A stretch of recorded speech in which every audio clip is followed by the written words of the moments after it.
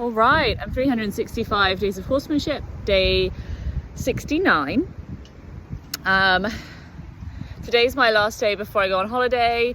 I'm after a night shift. I finished 7 o'clock this morning, and then I managed to catch a second wind for like an hour or so. So I actually finished filming my final university presentation for my equestrian science degree. So as of today, I have officially finished all of my degree work, which is such an amazing feeling. And this evening I'm flying to Poland to meet with my partner and his family. He's been out there for a week, and I'm going to stay with them for a week and go to a wedding. So I'm so excited for that as well, just to get away from everything and have a really well-deserved holiday. Yeah, so I caught a few hours of sleep this morning after my long night, and then came up for the horses. And I had two really great, really interesting sessions that felt really fresh and really new, which was really just exciting and a nice place to feel like I'm leaving things. I went and got Mia, and she was initially like more sort of unwilling to come. The haltering actually was good, and again, when I came up to her, she acknowledged me. She looked up from her grass to acknowledge me, which has happened I think now 3 days in a row. I'm really hoping that sticks after I come back. I do sort of wonder if there'll be like a period of it not sticking because she's, lost that connection a little bit with my absence, but we'll see what happens. I don't really know. But the haltering was good, very good. But then as we were walking up, she just kept like stopping, and I just felt that little bit of resistance. I think to be honest, it seemed today like she was in quite a dominant mood.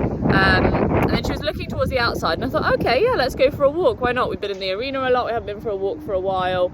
And the first, sort of, 20 meters went quite well. And then the sort of tension came up, the anxiety came up a little bit. And she wasn't like really crazy. She just was like kind of looking around and unwilling to keep going. And I kind of pushed it a little bit. And it was just like one step, and it was, painful. And it was definitely one of those moments where I had to make the choice between freedom and training. Because I could have forced her to go on the walk and managed her anxiety throughout it, which is a valid way of dealing with that. And that would have been fine. But I chose to kind of like make a note of that, of her feelings about that. And choose the freedom path instead, which essentially meant us turning around. And we walked back towards the gate. Then we had a look at some other stuff. And then at the gate, I got her to turn around again and just take a couple steps back out into the big wide world before we came back in. And there was some licking and chewing, and it was good. And I think definitely if I'm going to choose the freedom pathway, I need to really be consistent and put the time in. That's the real key. I think if you're going to choose this slower pathway where you allow them to have more freedom rather than just getting things done, then you really need to be able to put the time in every day to give them the hours that they need to really think about that. There's, you can't I can't expect any changes from her about the outside world if I don't present it to her often and allow her to think about it. So that's definitely something that can go on the list for when I come back, especially because it's one of those things where like I can take her out there, it probably took us 10 minutes out there, and I'll just take her as far as she wants to go. We'll stop, we'll look around, and we'll come back as far as she feels safe, and then we'll come back, and that's okay. And if I do that before the next 100 sessions, probably the 100th session we'll walk the whole track. So that's a great thing to feel like. That's a new goal. That's a new thing that we need to work on.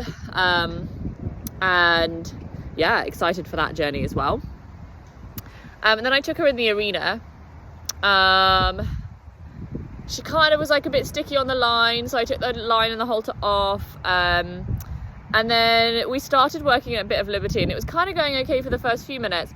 And then she just started getting really like dominant, and really it felt different. I think, yes, it is the same behavior as when she's anxious and she's like emotionally bracy. But there was something different about it today. It really felt challenged. It really felt like she was challenging me. And I really wanted to kind of step up into that space. And I toyed around with it, and haven't used the whip at all since I started this project, because I haven't needed it with her, and I don't think she has very good connotations with it, and I am happier working without it. And I kind of toyed with the idea of maybe, because I just felt like she needed to kind of move, to kind of run a little bit, and that she kind of was going to need to be pushed into it, and I wasn't really able to push her as it was. I brought the whip out and I played some friendly game with it, and I could tell she did that facial expression like the one she did yesterday, where she was like, ugh, and I could tell that she just didn't like it, didn't want it. So I put it back and I tried just pushing her a little bit harder myself, and she just got more and more pushy and dominant with her right shoulder, and it just became a place where she really was going to win the physical fight. So I went back and I got the whip just to move her shoulder away from me, and yeah, and off she went for a good old run, and lots of emotion expressing, and lots of yeah, and she had a good run, and I just basically, she would get stuck in every corner and try to change direction or stop, and so I just kind of kept directing her in the same direction, just really, lightly, as little as I can, and yeah, eventually she asked to come back, and it really wasn't very long. It's probably only about 10 minutes, and bless her, she's like super unfit, so that was plenty for her. She was like so yeah, so then we had some flow together, had a nice little walk around until she caught her breath, nice little cool down, and then I had some time at the mounting block to finish, and yeah, it was a really positive session, and I felt good. I played with the mounting block, but to be honest, I didn't really want to mount today, because what I didn't want was to mount her today for the first time and then leave her for a week, and then potentially she's going on a diet as well while I'm away, which means she might get restricted. She's probably not going to love that, so yeah, I just didn't really want there to be that negative association with riding being the last thing we'd done. So I was kind of happy, and also after yesterday, I think I definitely noticed that where I pushed her that little bit harder to get my leg up and over her, which was great, then definitely we took some steps backwards in terms of her trust at the mounting block. But it was okay, and I think that was a really good lesson for me today. Is I think in the past I'd have been frustrated about that. I'd have been like, well, yeah, but like, why isn't she where she was yesterday? And I don't understand, like yesterday I could put my leg up and try to push to get that leg up, and pushing her into a bad spot. Whereas actually today I was kind of like, yeah, that's fine, you feel more worried about it today, it's not a trap, it's cool, you can feel however you want. And it definitely, I feel like she did relax towards the end, feeling like she had that autonomy, and she could be like, oh, I don't know about this, I'm not sure about that. So yeah, so I was really happy with that.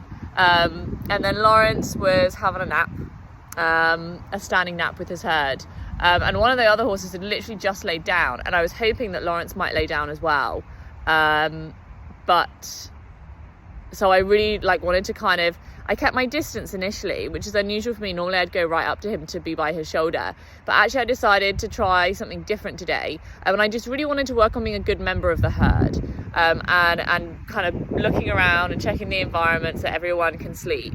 And it was really lovely. He didn't lie down. I think he was thinking about it. And unfortunately, obviously, I have to get on a plane this afternoon, so I couldn't stay for, hours and hours.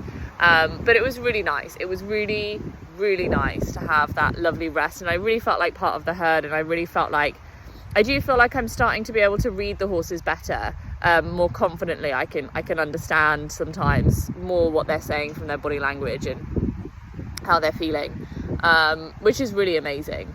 It's definitely a really positive, I definitely feel like I'm in a really positive place at the moment. So yeah, I'm obviously going to miss my horses like crazy while I'm away, but I'm really excited to come back, and I'm interested to see what that gap in time really kind of brings us, how it affects everybody. I've never done this before. I've been so consistent and then had a week off, so that'll be really interesting. Anyway, I guess I'll see you all in a week. I'm going to try and upload all these videos while I'm away. I'm really, really behind, like about 3 weeks behind. So yeah, so I'm going to try to get everything uploaded and caught up so I can crack on daily when I get back.